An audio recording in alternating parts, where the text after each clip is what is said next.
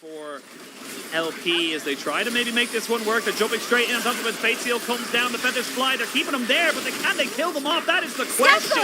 Nobody has died. Finally, Tarzan goes down. The Zeri as well. And like I just said, you can't count this team out. This particular one, but LNG find themselves in the unlikely position of being one game away from elimination from the LPL 2023 Spring Playoffs. OMG looking to sweep the number 3 seed under the rug and secure themselves double elimination. It's been all OMG so far this series. LNG need to have something special come out to try and get this one back, and it's all going to rely on how this bot lane functions. 2 times we saw the Xayah Rakan just kind of absolutely pop off. We'll see if this one's any different. It's dangerous, Oshin. The bottom lane of OMG have picked up 2 MVPs so far, and that really is the difference. Well, Aki missed that vision, so there's no idea where the Sejuani is. This could be dangerous. Aki is skirted around everything. They don't know where he is. There's going to be at least a flash blown, you would imagine. Scout looks to try and just get level 3, flash in. They want the W down. They're going to try and get him caught off. CC is good. And it was all about bot lane, but now Creme and Aki are proving their 2v2 to be just a little bit too much for LNG. Definitely something that can be stacked up if you can get up to 4 of them. Scout will take a very unfortunate trade. And this is the kind of way the game is going to go. It's equal in terms of gold with those 2 dragons. And honestly, the second Rift Herald might be going over in favor of OMG as OMG maybe look to try and catch out Scout. They will, and he's dead. Aki picks that one up. He just thought he had a moment of peace, but you get nothing here. Towards that mid lane, you would imagine Zika is going to follow as well. Creme will join in on top of his team with that Immortal Shield Bow. It's going to be a full 5v5. There is a ward there behind the pit, behind the blue buff, I should say. It's not really going to be a TP advantage here. Everyone just kind of moving their way in. You got to cover this wave in mid, and they will for LNG. But this time around, they do finally have first rotation onto the Dragon Pit. LP doesn't have double summoners from that previous bot lane exchange, so if Aki is going to land an ultimate onto this ADC, it quite literally might be over for this game 3. Scout trying to find an angle, but this is sole points for OMG.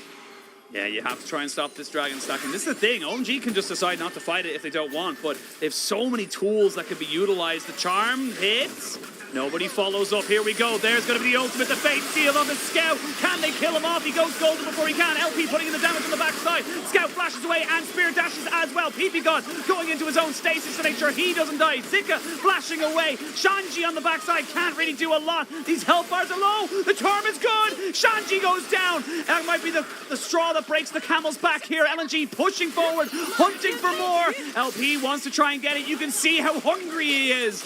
But they'll take a 1 for none, and they'll take the dragon as well. They're going with it. Zika's foregone his mythic item for the moment to get that frozen heart straight away. 35 seconds till the dragon spawns, and that could be key here. If he's able to get onto carries and stop them from getting that extra attack speed, reduce them down, that could be very key in the next few fights. But Ppgod Scout looking for something. They get the double knock up, and Aprl is dead. They went in full 5-man here and get themselves the tower. 3 kills. The solo laners of OMG nowhere to be seen. And the Baron defending bot lane. Han might be in a little bit of trouble here though, so he may be forced to flash away. So we'll see what he's able to kind of do here. He's trying to dodge around as best he can. Nope, there's the knockback, and all out comes in. There's the flash away. Does he get away though? That's the question. The knockback is good.